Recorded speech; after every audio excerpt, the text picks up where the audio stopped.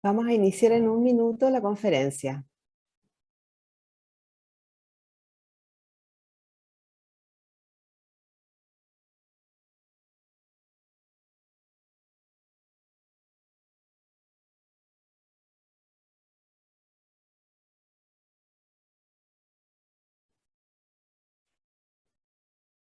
Muy buenos días a todos y todas los asistentes. Mi nombre es Ana Loreto Ditzel, académica de la Universidad del Desarrollo y doctoranda en Psicología de la Universidad de Girona en España.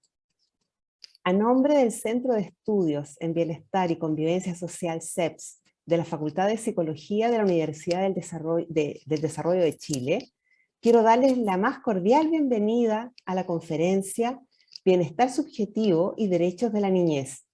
¿Qué podemos aprender de los niños y niñas? Les comento que esta actividad cuenta con traducción simultánea. Para activarla, deben pinchar el botón de globo terráqueo que se encuentra en la barra inferior de Zoom. Al pincharlo, aparecerán arriba 3 opciones de canales de audio: apagado, inglés, español, y deben elegir la opción que más les acomode. Los invitamos a participar en esta actividad realizando sus preguntas a lo largo de ella, en la sección Preguntas y Respuestas, que está en la barra inferior de Zoom. Les pedimos que el chat lo usen solo en caso de problemas técnicos. Finalmente, les comento que esta actividad está siendo transmitida a través del canal de streaming de la Universidad uddtv.udd.cl. Esperamos que hoy la tecnología y las conexiones nos acompañen, pero les pedimos consideración si es que tuviésemos algún problema técnico durante la charla. Agradecemos a los inscritos e inscritas y los invitamos a informarse siempre de nuestras actividades en la web psicologiaudd.cl y en nuestras redes sociales @psicologiaudd. Dejo con ustedes a Teresita Serrano, decana de la Facultad de Psicología de la Universidad del Desarrollo, quien dará la bienvenida a esta conferencia. Muchas gracias, Loreto, muy bienvenida tú también, qué rico verte. La verdad que Loreto está haciendo ahora una pasantía allá en Israel, así que rico estar aquí, como que estuviéramos acá al lado, porque tú estás tan lejos. Te hemos extrañado, pero sabemos que estás teniendo una experiencia tan interesante ahí con el profesor Asher Benari, a quienes tenemos hoy día también el gusto de poder saludar. Así que bueno, Loreto es una investigadora y colaboradora adjunta de nuestra facultad hace ya mucho tiempo y ahora está haciendo esta pasantía y bueno, tenemos la oportunidad a través, ¿no es cierto?, de este vínculo que estableció en su pasantía de investigación de su programa doctoral con Asher Benari, el profesor que ha sido invitado a esta, ¿no es cierto?, jornada, a este seminario. Él, ¿no es cierto?, es un destacado investigador que ha sido uno de los iniciadores del estudio de bienestar subjetivo en niños y niñas a nivel internacional, y por lo tanto es una gran oportunidad para nosotros tener un encuentro con él. Así que muchas gracias a Asher por participar en esta conferencia y a Loreto por también generar este contacto. Bueno, tal como decía la Loreto, nuestra facultad a través del Centro de Estudios de Bienestar y Convivencia Social, CEPS, hemos sido pioneros en Chile en el desarrollo de una investigación en temas de bienestar subjetivo de los niños, niñas chilenos, y este es un estudio además que tiene un carácter internacional y que, tal como se plantea, ¿no es cierto?, escucha, ¿no es cierto?, las voces de los niños y las niñas respecto también a qué perciben desde su bienestar subjetivo y cómo esto, ¿no es cierto?, influye en su, cómo esto está influyendo, digamos, también en su desarrollo. Y a nosotros lo que nos interesa, ¿no es cierto?, con esta información no solo generar programas de intervención, ¿no es cierto?, con el fin de poder mejorar, sino que también generar política pública. Es parte del sello de este centro, el poder dar información relevante hacia la política pública que permite también generar un contexto de protección y desarrollo óptimo, ¿no es cierto?, para todos nuestros niños y niñas.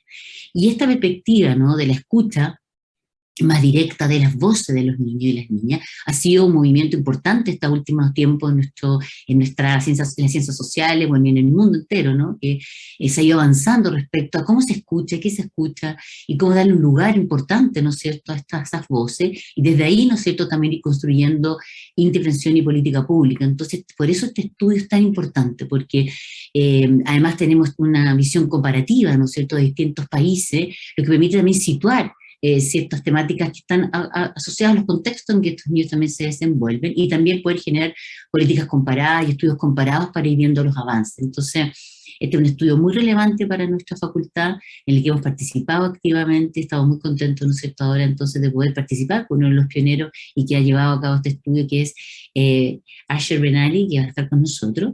Así que, bueno, aprender de los niños y niñas hoy día parece ser algo muy relevante para nuestra disciplina. Así que muy agradecidos de poder estar en esta actividad, esperando, ¿no es cierto?, que toda esta información también pueda como ayudarnos a visualizar nuevas posibilidades. Y yo decir que también hemos estado durante el año en distintos eventos donde hemos estado presentando además los resultados de estos estudios en nuestro país, y también a propósito del tema COVID. Así que también en nuestra página web pueden encontrar esas también las actividades donde hemos ido generando conversación con distintos también investigadores a nivel internacional para ir profundizando en esto, ¿no? Y sobre todo en este contexto de pandemia, que sabemos que además nos ha desafiado enormemente a todo nivel, ¿no es cierto?, como sociedad, y sobre todo sabemos que uno de los grupos más afectados ha sido los niños, niñas y adolescentes. Entonces, decir que tenemos mucha información también en nuestra página web para poder profundizar respecto de esto y poder seguirle el rastro. Esto es parte de un proyecto que, ¿no es cierto?, lleva un tiempo, y por supuesto vamos a seguir en él. Así que, bueno, agradecer, muy contenta de ver a Loreto, también de ver a Ash y a todos ustedes que van a participar en esta actividad. Eso. Muchas gracias, Teresita, por sus palabras. Ahora presentaré a nuestro expositor, el doctor Asher Benari, presidente del Instituto Harub de Maltrato Infantil y decano de la Escuela de Trabajo Social y Bienestar Social Paul Bauerwald de la Universidad Hebrea de Jerusalén. Ha realizado importantes contribuciones en el campo de la investigación en infancia, así como también en el apoyo y asesoría en programas de políticas públicas orientadas a la niñez y adolescencia. Dentro de sus funciones, también ha sido director asociado del Consejo Nacional para el Niño de Israel. Dear Professor Benari, it is a pleasure to present you at this conference. Es un Time is placer yours. presentarle en esta conferencia. Ahora es todo suyo este momento. Hola a todos. Ahora voy a empezar a compartir pantalla. Estoy muy contento de ver los nombres de algunas amigas, de muchos otros que han participado en este proyecto. Así es que voy a decirles cosas que espero que no los molesten. Voy a compartir mi pantalla ahora en un momento, espero que todos lo puedan ver. Voy a hablar básicamente sobre el bienestar de los niños y qué podemos aprender de ellos. Voy a hablar de algunos datos que tengo a partir del proyecto internacional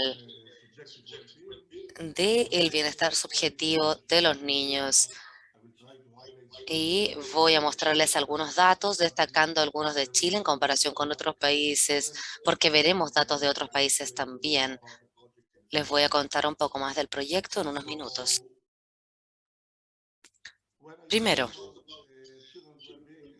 cuando hablo del bienestar de los niños, hablo que cuando usamos este término de bienestar, creo que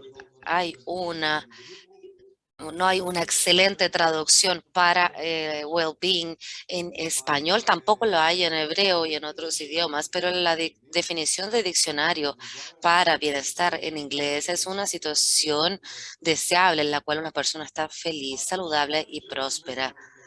Pero este término se ocupa por muchas otras personas, no solamente los investigadores. Y los investigadores mismos, desafortunadamente, están ocupando más de una definición de lo que llamamos más bien el welfare en inglés. Y vamos a hablar de un poco de las diferencias en este contexto.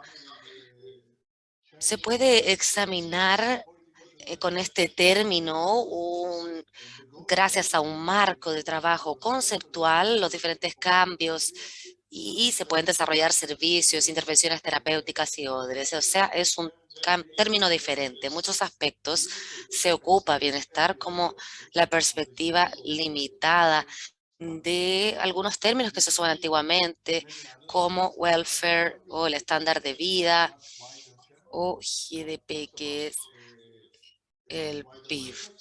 Ahora hablamos de well-being, bienestar en español, como un concepto mucho más amplio de sentimientos subjetivos, felicidad, autosatisfacción, sensación de plenitud, condiciones de vida, oportunidades de crecimiento y el equilibrio entre el placer y el dolor. La OMS describe salud como un estado de bienestar completo a nivel físico, mental y social, no solamente la ausencia de la enfermedad o la enfermedad.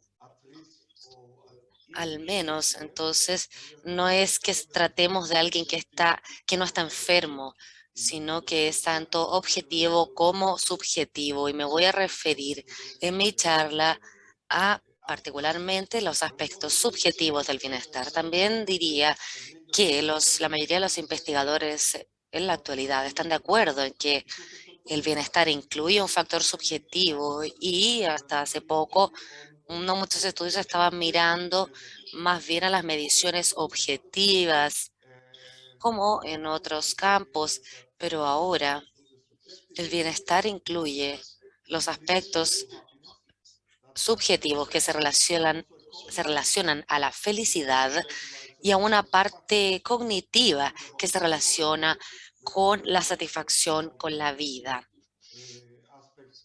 Vamos a hablar de estos aspectos cognitivos y afectivos del bienestar de los niños. Acá nos enfrentamos a un dilema o a un desafío, diría yo. A pesar de que hay muchas mejoras de las condiciones de vida objetivas que están claras para todos en el campo de la investigación, la mejora de las condiciones de vida subjetivas aún tiene mucho por mejorar. Mejores viviendas, mejores instalaciones. ¿Cómo mejoramos la vida, las condiciones de vida subjetiva de los niños? Es un concepto mucho más vago hasta ahora. ¿Qué países o si es que los países deberían desarrollar políticas que apunten al aumento del bienestar subjetivo de sus ciudadanos? Es la pregunta importante de hoy. Si es así, ¿qué tipo de políticas serían? Porque vemos los aspectos objetivos hasta ahora. Tenemos que tener áreas también entonces o metas en el lado subjetivo y si es que estamos forzados, obligados a cumplir con el bienestar subjetivo de las personas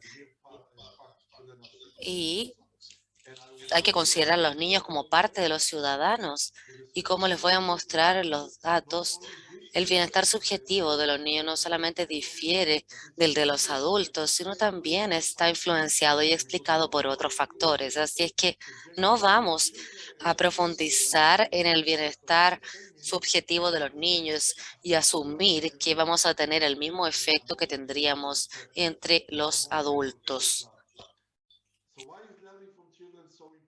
¿Por qué es tan importante aprender de los niños? Voy a partir desde allí. Les diría que la importancia de involucrar a los niños en la investigación ha sido integrado o desglosan 4 justificaciones, y es que hay que incorporar los derechos de los niños y en la misma forma en que incorporamos la perspectiva de los adultos, debemos hacerla con lo de los niños. Además, tenemos cambios significativos de la perspectiva de los niños y vemos que existe un contexto cambiante del bienestar infantil, que es lo que abordaremos en unos minutos. Y la cuarta justificación para esto es que los niños son los que más saben sobre sus vidas. En el mejor de los casos, estamos justificando que los adultos saben mejor de la vida de los niños, pero ya no. Y las vidas de los niños han cambiado dramáticamente, abruptamente en los últimos 30 años. Por lo tanto, no podemos confiar en perspectivas únicas. El incorporar los derechos de los niños. ¿A qué me refiero con esto? Me refiero a que un fundamento normativo, legislativo, una perspectiva normativa legislativa incluye que el mayor cambio en el estado de los niños se refleja en su derecho a participar y a estar involucrados activamente en el proceso de toma de decisiones con respecto a sus vidas.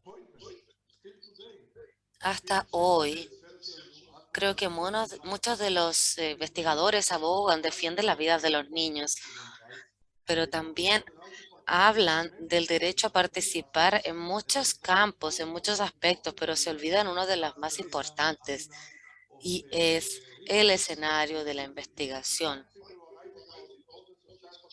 Puedes hablar de la importancia de la participación de los niños, pero hemos visto que los niños necesitan participar más en la investigación misma como su derecho legal, porque eso debe ser la norma en nuestra sociedad. No podemos forzar a los niños que participen en las decisiones escolares, pero no en la investigación que involucra sus vidas. Además, tenemos un fundamento más bien teórico acerca de los cambios en la perspectiva de los niños. Existen críticas en recientes años sobre la psicología del desarrollo y las teorías de la socialización que ve a los niños como personas no terminadas, no acabadas. Son dos teorías bastante robustas en la psicología. Pero los niños no solamente se están desarrollando, no todo se trata de una transición de infancia, adolescencia, de la adolescencia a la adultez, etcétera. Los niños también son niños y seres humanos cuando son niños y niñas, no solamente en su proceso de convertirse en los mismos. Y tenemos esta teoría de socialización. No estoy diciendo que no sea importante para el futuro o lo que sea, pero estoy diciendo que los niños y niñas no solamente socializan para convertirse en adultos, sino son seres humanos ya como niños. Y esta perspectiva de niños e infancia como seres pasivos a personas activas en sus vidas ha sido una transición. Y si aceptamos el hecho de que los niños y niñas son personas activas en sus vidas, necesitamos el punto de vista subjetivo de los niños y niñas sobre sus vidas, no solamente el punto de vista subjetivo de los padres o lo que ellos creen que es objetivo sobre sus hijos. El primer cambio es el cambio en el contexto del bienestar infantil. Vamos a comenzar desde el fundamento teórico primero. Existen cuatro cambios principales en nuestra comprensión del bienestar de los niños, o lo que se llamaba antiguamente el cambio de welfare a well-being, como dos términos para bienestar. Tenemos el bienestar de los niños como lo veíamos en el pasado y vemos que muchas de estas mediciones o indicadores están midiendo simplemente las necesidades básicas y la sobrevivencia. Y lo más utilizado ahora es los minutos en que van al colegio, a la escuela, pero en muchos lugares del mundo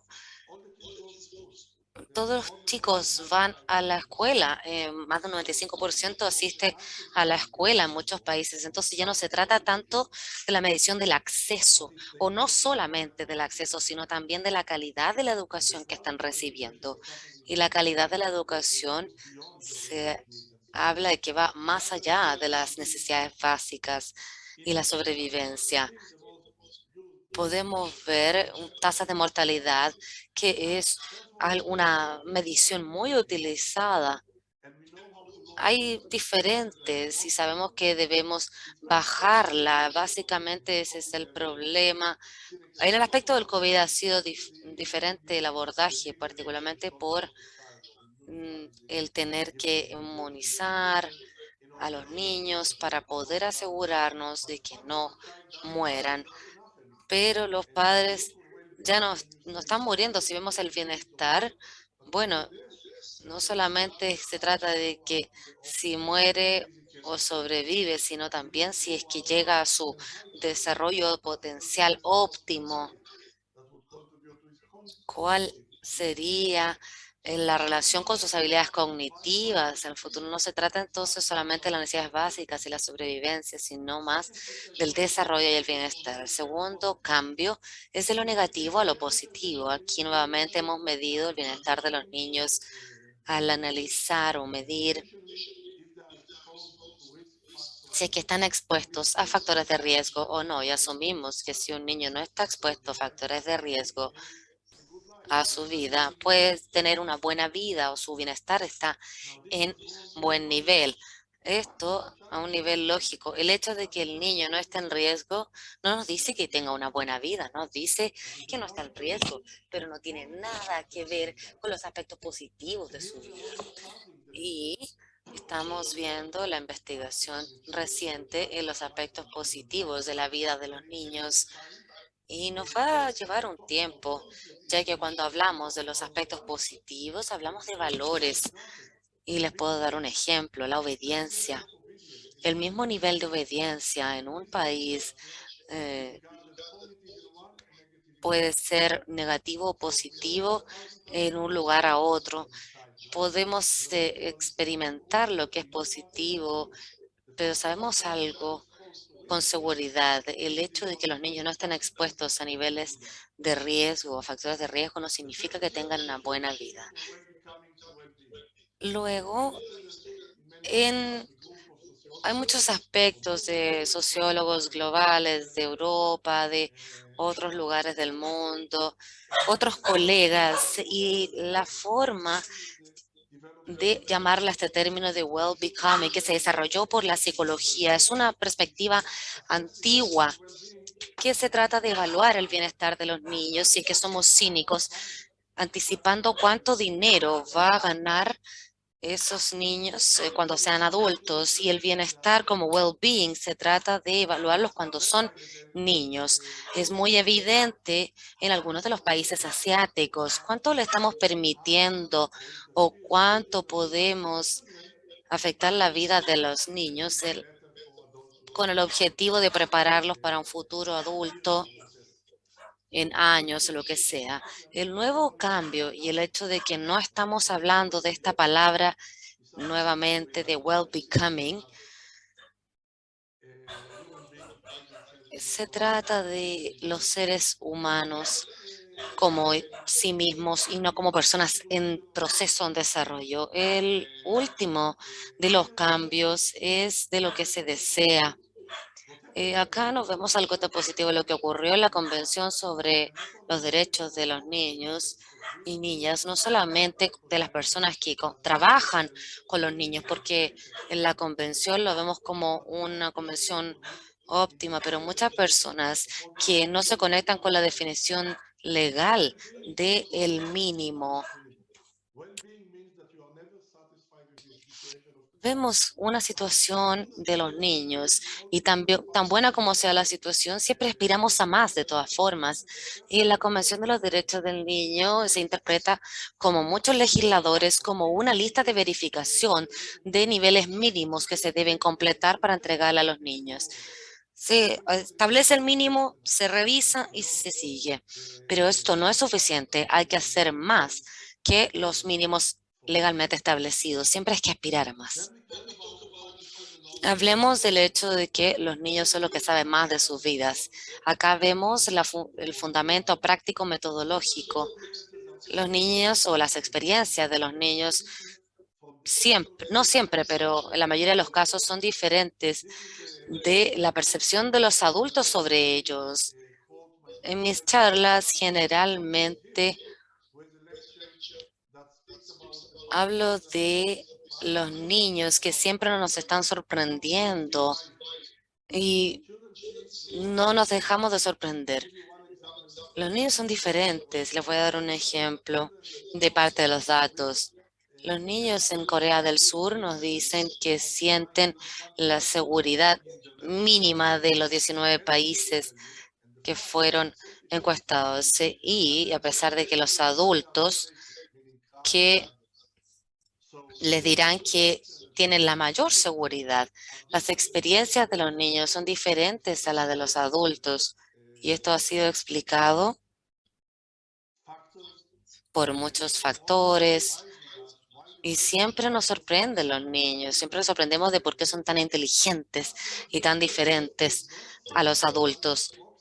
Por esto, los adultos no pueden servir como una medida representante que sea válida para los niños.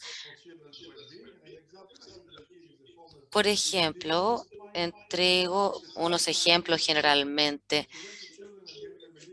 Los niños se les da una lista de actividades y se mide cuánto tiempo se tardan en completarlas con métodos conocidos. Luego se resumen todas las actividades con tiempo y llegaron a más de 28 horas del día. Y luego se comenzaron a quejar de que no podían obtener quizás un doctorado. Mi idea es que hay que hablarle a los niños directamente. Después de que yo me reía de este ejemplo, les dije básicamente que no teníamos que sorprendernos si que la respuesta sería esa. ¿Por qué estaría sorprendido? Y mi respuesta fue, al menos mis niños y probablemente la mayoría de los niños alrededor del mundo hacen más de una actividad a la vez. Así es que ocupan esta misma actividad, este mismo tiempo para diferentes actividades. Los investigadores del uso del tiempo son diferentes o diferencian los adultos como los niños. Por lo tanto, los adultos no pueden servir como mediciones o medidores representativas válidas, ya que las experiencias son diferentes. ¿Cómo la visión hacia los niños ha cambiado? Yo diría que esta es una consecuencia de dos fuentes principales. Una son los progresos o avances legislativos, normativos y teóricos, y los otros son los cambios en la investigación. Y los nuevos enfoques normativos y teóricos los vamos a abordar ahora. Voy a destacar tres avances en este aspecto.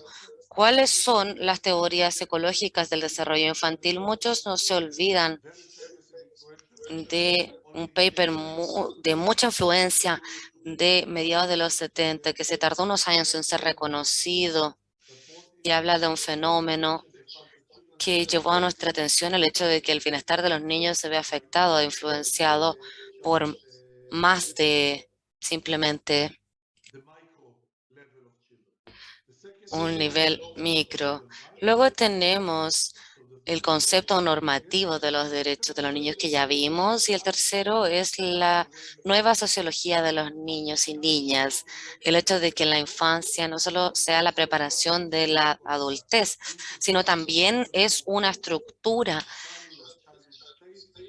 que es una etapa en sí misma para los niños. Bajo los nuevos aspectos metodológicos, tenemos tres perspectivas metodológicas o habilidades técnicas que ejercen una mayor influencia. Primero es un llamado para utilizar a los niños y niñas como unidades de observación. Hubo un trabajo importante del Centro de Investigación en Viena, en Europa, que hablaban del uso de los niños y niñas como unidades de medición.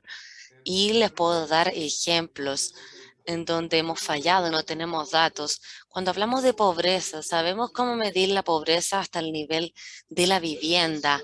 Luego asumimos que los recursos en la vivienda se distribuyen de igual manera entre todos y se calcula el tamaño de la vivienda, pero sabemos que en algunas culturas a los niños se les da más que a las niñas. Si es que hay 2 niños y 2 niñas, los niños van a obtener más. Si es que quieren ocupar a los niños y niñas como medidas, unidades de medida y tenemos la unidad de observación de viviendas, tenemos que entender que no sabemos cómo calcular a un nivel menor de vivienda. Es muy costoso, por eso no se hace. Y les doy otro ejemplo. Me tardó 5 años en el instituto obtener los siguientes datos. Se publicó la cantidad de adultos y en un hogar. Se tardaron mucho en darme números diferentes. Luego me dieron el número de niños que tienen padres desempleados. Ahora, si es que las políticas se planifican servicios para el desempleo, los primeros datos son muy importantes. ¿Cuáles son los padres desempleados? Pero si queremos respaldar a los niños cuyos padres están desempleados, los segundos datos son más importantes. Esta unidad de observación de los niños nos da nueva información. Luego está la importancia emergente de las perspectivas subjetivas en las ciencias sociales y especialmente no podemos decir que las perspectivas subjetivas no son importantes entre los niños. Y también tenemos el uso expandido de los datos administrativos.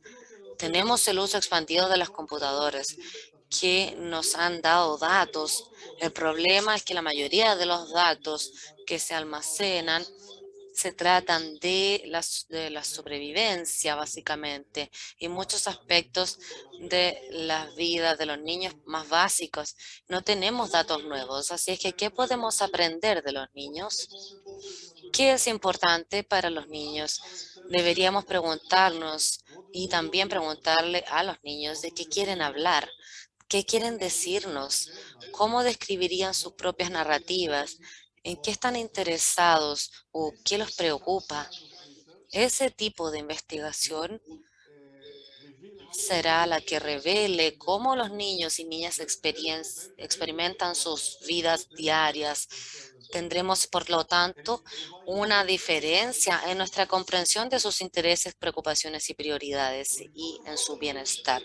Cuando hablamos de el bienestar autorreportado o autoinformado de los niños, en comparación con los datos, hablamos de un bienestar psicológico del que no voy a hablar mucho hoy. Hablamos también de un bienestar psicológico subjetivo que se divide en el afectivo, que es positivo y negativo, y el cognitivo, que se trata de los tipos de satisfacción. Luego tenemos otros dominios del bienestar de los niños. Y voy a presentarles el primer estudio con el que trabajé, en el que trabajé con Dr. Fatore, Mason y Watson en Australia, en Sydney. Y tenemos los temas fundamentales, que son 3: el sentido del yo positivo, la agencia, autonomía o el control de la vida diaria y seguridad. Tenemos en otros dominios como de actividades, adversidad, recursos materiales económicos, ambientes físicos, etcétera. Sé que le preocupa a los niños, los derechos de los niños, y acá puedo citar a mi buen amigo Gary Melton de estos estudios. Decimos que los niños están mayormente preocupados sobre su deseo de ser escuchados y de tener una opinión en la toma de decisiones, ser respetados y confiados, ser considerados como personas. No quieren tener el control completo y respetan también y aceptan el poder de los adultos y el control de los adultos. Sí quieren simplemente que les escuchen y que acepten y respeten. Así es que para Ahora vamos a saltar a la descripción de lo que los niños piensan o la percepción en los últimos minutos que me quedan. Les voy a hablar sobre el estudio internacional del bienestar de los niños y conversar sobre el proyecto que comenzó en 2009 cuando un grupo de investigadores, 5 investigadores se reunieron y desarrollaron un cuestionario que fue respaldado por la oficina de la UNICEF. Y luego se creó el primer piloto en 6 países y de las edades 8, 10 y 12 queríamos verificar si el piloto era válido. Luego discutimos los hallazgos del piloto, desarrollamos un nuevo cuestionario. Ese cuestionario se convirtió en lo que se conoce ahora como la primera ola en 14 países, entre más de 30.000 niños de las edades 8, 10 y 12, en una muestra no representativa entre 2011 y 2012. En base a los datos obtenidos de esta primera ola, tuvimos la fortuna de obtener una beca, un financiamiento de la Fundación Jacob y así pudimos financiar la segunda ola. En esta segunda ola se realizó este cuestionario en 18 países entre 60.000 niños y acá sí se utilizaron muestras representativas. Luego se realizó una tercera ola después de la segunda del 2013 y 2014. Vino la tercera entre 2017 y 2019, en la que se aplicó este estudio en más de 40 países, entre más de 90.000 niños, todos con muestras representativas, ocupando los datos pertinentes. Y ahora estamos en las últimas etapas y adaptamos el cuestionario al contexto pandémico del COVID-19 y tendremos muestras no representativas de al menos 1.000 niños de muchos países, 22 países. Estamos hablando de el mapa mundi de de los niños con las diferentes olas de los cuestionarios. Lo más importante es que tenemos más de 47 países con todas las olas de 5 continentes diferentes, con un 70% de países desarrollados y 30% de países en vías de desarrollo. Es muy importante, no es un estudio occidental, no es un estudio solamente en países angloparlantes, en Europa del Oeste o en Estados Unidos, no. Hay una serie de países de Latinoamérica, de Europa del Este, de África, y siempre vamos a seguir involucrando más. Acá tenemos datos del cuestionario más grande de su tipo en el mundo, donde han participado entrevistados de 8, 10 y 12 años de edad, entre más de 128.000. ¿Qué preguntamos en este cuestionario? Hablamos de el colegio, la escuela, los amigos, la familia y el hogar, el ambiente de vivienda, el uso del tiempo, las condiciones de dinero y económicas, el bienestar subjetivo, los derechos de los niños. Y como le dije, estos son los países, pero es importante ver que 24 países tuvieron una muestra nacional representativa y 17 países tuvieron una muestra representativa de una región o de una gran ciudad. Vean que en Rusia es Tyumen, luego tenemos diferentes ciudades por país, etcétera. Antes de mostrarles más datos, quiero hablarles sobre los 3 diferentes abordajes a dar las comparaciones, porque comparamos el bienestar de los niños de diferentes países, de diferentes lugares. Cuando se compara generalmente los promedios, ¿verdad? Se toma todo el promedio o la media del bienestar subjetivo y cualquier otro y se compara entre países. Y el objetivo para las políticas es el mejorar la felicidad promedio o la satisfacción de los niños en un país en específico, pero también se puede comparar la desigualdad. Cuando se comparan los diferentes países, la desigualdad será como el coeficiente Gini, como lo mismo que hace para la pobreza, porque tenemos que desarrollar algo en base al bienestar. Si el objetivo es reducir la desigualdad dentro del país, no se ve cuál es el promedio, si es alto o bajo, sino el nivel de desigualdad. Y luego tenemos los representantes o las muestras representativas con un porcentaje bajo de bienestar.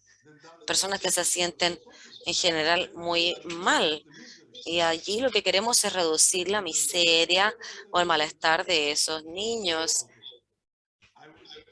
Y tal como en la última mañana, la última jornada que tuvimos antes de saltar a los datos, vemos si es que las comparaciones son significativas. Le diría que sí. Comencé diciéndoles que no hay una traducción precisa para well-being en muchos idiomas, pero sí tenemos que encontrar la forma positiva. Tenemos que asegurarnos de que los niños sepan también cómo lo estamos traduciendo. Hay muchas comparaciones significativas y tenemos que abordar los problemas. Tenemos que identificar primero las diferencias entre los problemas y luego atacarlos. Los estudios han demostrado que se puede comparar y diría que hay que saltar a los datos para tener suficiente tiempo de mostrárselos y no solamente hablar de los otros estudios. Les voy a mostrar datos de la tercera ola. Estoy ocupando el conjunto de datos de los de 10 años. Hay un primer grupo de diapositivas descriptivas y luego hablaré de un segundo grupo y análisis de los países, etcétera. Es momento de hablar de los datos, de dejar de hablar de otros conceptos por un momento. Esta es la muestra, pueden ver aquí a Chile, que participó también del estudio con casi 1000 niños y estamos ocupando acá los de 10 años para comparaciones entre los diferentes países. Vemos aquí los resultados de las diferentes olas, en los diferentes grupos etarios. Acá tenemos un estudio que habla del delta. Chile siempre ha estado, siempre va a estar identificado con con las flechas rojas en todas las diapositivas, con los promedios que estamos trabajando. La satisfacción, los primeros son aquí Albania, Algeria. ¿Por qué Albania de todos los lugares? Y luego tenemos indicadores objetivos como el PIB, el estatus socioeconómico, el potencial de desarrollo. Eso serían los primeros países. Pero acá vemos que Chile va cambiando en su lugar de la lista entre los tres conceptos, a pesar de que está muy cerca, pero la última también cambia, toda la última parte del espectro, pero en la parte superior tenemos el mayor nivel de tristeza en Malasia, por ejemplo. Luego hablamos de la satisfacción con la vida, ocupando otra escala. Podemos ver que Chile está justamente en el medio. Albania nuevamente siguiente. La felicidad, la tristeza se resolvieron muy bien aquí. Luego hablaremos de...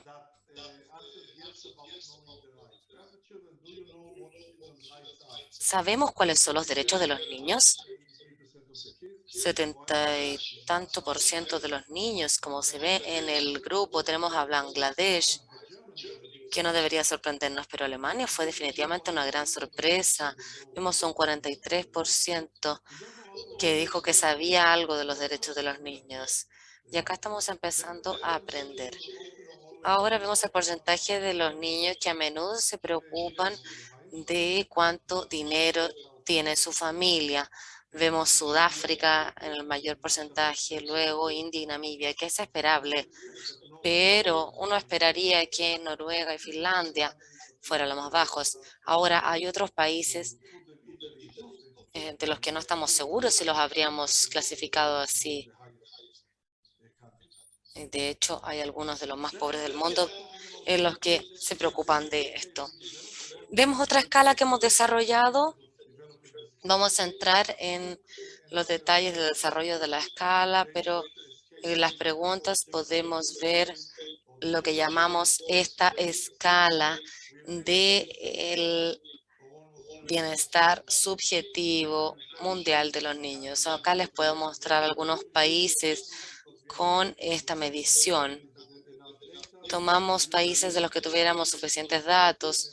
Tenemos aquí dos escalas, la satisfacción de vida general y el bienestar subjetivo global de los niños. Y acá vemos que algunas personas que creen que esto podría ser un sesgo cultural, que es de estos países asiáticos en donde están menos satisfechos que otros países, como las sociedades más colectivas y muchas otras. Yo he resumido esto y no voy a entrar en detalle, pero les puedo decir que lo que hemos hecho o lo que nuestros colegas de Surcorea nos pueden decir es básicamente que no es un sesgo asiático. Este sesgo asiático explica un 15% de las variantes y mientras que otras explican mucho más. Acá podemos ver que es independientemente variable por país en este gráfico. Ver la relación y la correlación entre las relaciones familiares y el bienestar subjetivo. Como pueden ver, el ángulo se forma en la derecha y vemos un número relativamente alto, una alta correlación entre su percepción de las relaciones de familia y el bienestar subjetivo de los niños y niñas. Si hablamos de seguridad en el hogar, están mucho más cerca los resultados. Están un poco más abajo, pero esa pregunta en específico no fue preguntada. Ahora el acceso al material lo ven aquí. La situación económica no afecta la visión subjetiva de los niños. Para esa relación, cuando se combina, los periodos son mucho mayores. El bullying, acá lo tenemos. Vemos resultados aquí que esperábamos. La seguridad escolar, que está relacionada, pero el bullying no. Hablan de seguridad escolar, pero algo de quizás es diferente a cómo entendemos el bullying o cómo lo describimos. Tenemos la seguridad comunitaria. Se relaciona en las áreas de juegos, no están conectadas a lo absoluto. Y luego si tomamos los 18 países del estudio, podrán ver esto luego, porque no quiero tomar mucho de su tiempo con los detalles. Pero ustedes pueden buscar la relación entre el PIB per cápita y estas variantes con casi nula relación. Podemos explicar mejor los valores subjetivos, lo que es muy interesante, porque el bienestar subjetivo se explica mejor por el PIB en los países más adinerados y lo opuesto en los países más empobrecidos. Así es que se puede hacer un análisis multinivel y ver la relación donde se relaciona con el bienestar subjetivo. Den esta relación entre la satisfacción de vida, el PIB per cápita entre los adultos en comparación en este cuadro.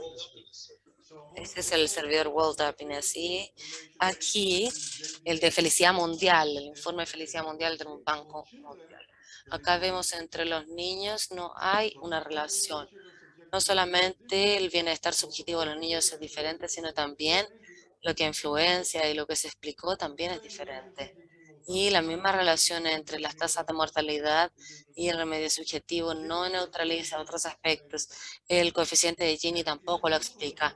Y si es que vemos los hallazgos, intentamos resumirlos, en estas correlaciones, tenemos los factores a nivel comunitario, familiar e individual que importan para el bienestar subjetivo de los niños, pero estos factores pueden variar entre los países y se puede explicar más con detalles, con análisis más profundos. Bueno, acá tenemos otras preguntas para el futuro. La evidencia demuestra que la importancia de las condiciones de vida diarias para los niños, de los niños con su bienestar subjetivo. Sin embargo, los factores de nivel social realmente no tienen mayor importancia. Se necesita más investigación a un nivel macro. También vemos cómo estas variables afectan los ambientes de micronivel en la vida de los niños.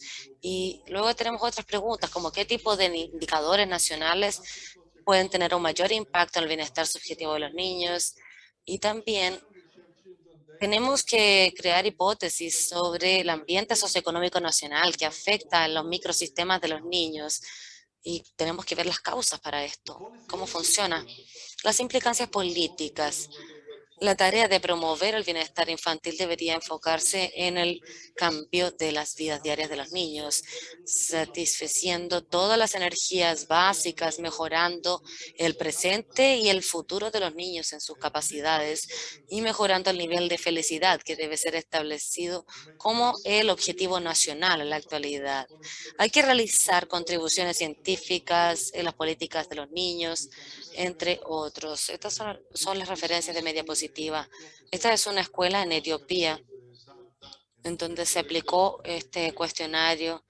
Así es que muchas gracias.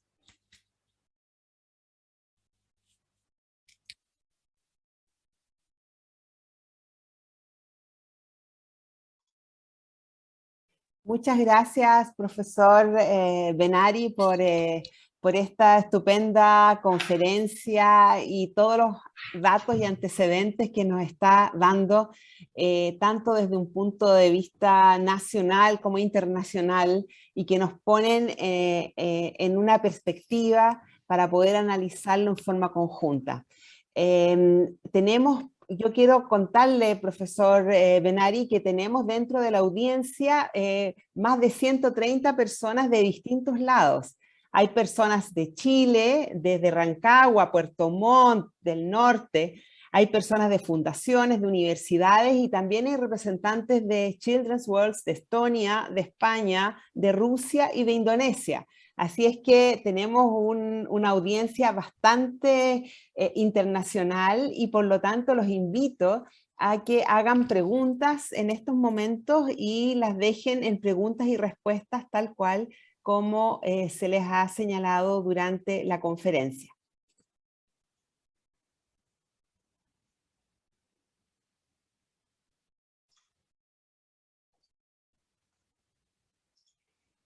Hay preguntas por ahí que las vayan a hacer. Lamentablemente algo pasó con el video, que no se ve la visión, no se ve la imagen mía, pero sí entiendo que se escucha bien. Así es que me gustaría saber si hay algunas preguntas que quieran hacer. Ahora sí puedo iniciar el video. Algo pasaba con las conexiones y ya estamos conectados. Ok. Estamos abiertos a las preguntas que tengan. Aquí hay una de Jaime Alfaro, quien agradece la conferencia y plantea que le llama la atención la relación entre desigualdad y el bienestar. ¿Qué piensa más específicamente de cómo se relaciona la desigualdad y el bienestar con las relaciones de género entre niñas y niños? Ok, Asher, no sé si escuchaste la pregunta. Yes, I did. I think that we don't know enough Sí, la about it. escuché. Creo que no sabemos suficiente sobre el impacto del género. Lo diría así, creo que hoy sabemos mucho mejor sobre cómo estudiar el bienestar subjetivo. Creo que sabemos cómo medir lo que se ha estudiado, pero solo estamos comenzando a aprender del impacto de esto. Y bueno, está bien, tenemos que explorar diferentes áreas. Pensamos que los mismos factores que influencian el bienestar de los adultos pueden influenciar el bienestar subjetivo de los niños, pero ahora sabemos que no es verdad. Estamos comenzando a ver el bienestar subjetivo de los niños y a comprender cómo todo esto funciona. Muchas gracias. Joana Núñez hace otra pregunta. Quiere saber si existe alguna relación entre el bienestar subjetivo y el desarrollo de la identidad cultural. Again, I wish I could give you an answer. Nuevamente me encantaría darles una respuesta para eso. Creo que el bienestar subjetivo está abruptamente afectado por la cultura. Intentamos buscar estas relaciones con la espiritualidad. Hemos descubierto algunas conexiones, pero no son las suficientes. Yo pensaría que existe una relación. No puedo respaldar eso estadísticamente en todo caso. Creo que hay una relación porque sé que el tipo de sentimientos y de relaciones y de autoestima u otros aspectos pueden estar relacionados. No tengo suficientes datos, sin embargo, para poder respaldar eso. Muchas gracias. María Mella plantea, excelente presentación. Agradezco mucho la invitación, dice, y me interesaría saber sus recomendaciones para que desde salud podamos mejorar nuestro trabajo integral con familias uniparentales, con un solo padre. I would probably say that the best example is to talk, or the best recommendation would be to talk with children. And the children perceive Probablemente la mejor recomendación sería hablar con los niños. Hay un paper con el que trabajé en conjunto con Joana en otros lugares sobre la percepción de seguridad, no la objetiva. La percepción de seguridad afecta al bienestar de los niños, bienestar subjetivo. Y eso es algo que tenemos que seguir abordando. También diría que la enfermedad o la sensación de autoridad subjetiva no es solamente cuán bien o mal se siente. Las personas a veces se refieren a sus sentimientos y lo ven solamente como situaciones objetivas. Ok, muchas gracias. Vero Moore hace otra pregunta. Ahora vinieron muchas preguntas ayer. Una pregunta que hace Vero Moore es, ¿qué buenas prácticas puede señalarnos para cambiar el día a día de los niños? Sobre todo, ¿qué nos dicen los países con niños más felices?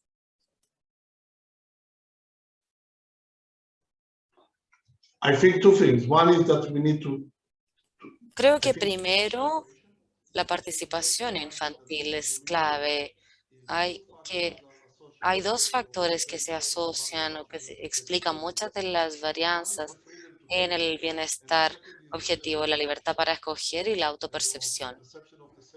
La percepción de uno mismo y su cuerpo depende de nosotros. Si es que, bueno, hay personas que no se sienten bien consigo mismas y eso va de lado, pero porque la autopercepción de la belleza es otro tema, pero la seguridad es diferente. ¿Cuánto participan en la toma de decisiones sobre sus vidas? Es importante. Mientras más participan, tienen más control y más subjetivo será su bienestar. Eso es algo político. Antes de decidir sobre las escuelas, díganle a los niños si es que realmente desean asistir allí. Mientras más practiquemos la participación infantil, la libertad de escoger de ellos, vamos a tener un gran cambio en el bienestar subjetivo de los niños. Muchas gracias. Otra pregunta ahora de María Josefina Chuecas. Considerando los resultados mostrados, ¿cuáles serían las variables más relevantes para intervenir positivamente en el bienestar subjetivo de niños y niñas? Again, I think freedom to choose. Nuevamente, creo que la libertad de escoger y la participación es lo número uno. Quizás la percepción de seguridad sería lo segundo y las buenas relaciones en tercer lugar. Todo esto son los hallazgos iniciales que muestran los estudios, más que nada. Muchas gracias.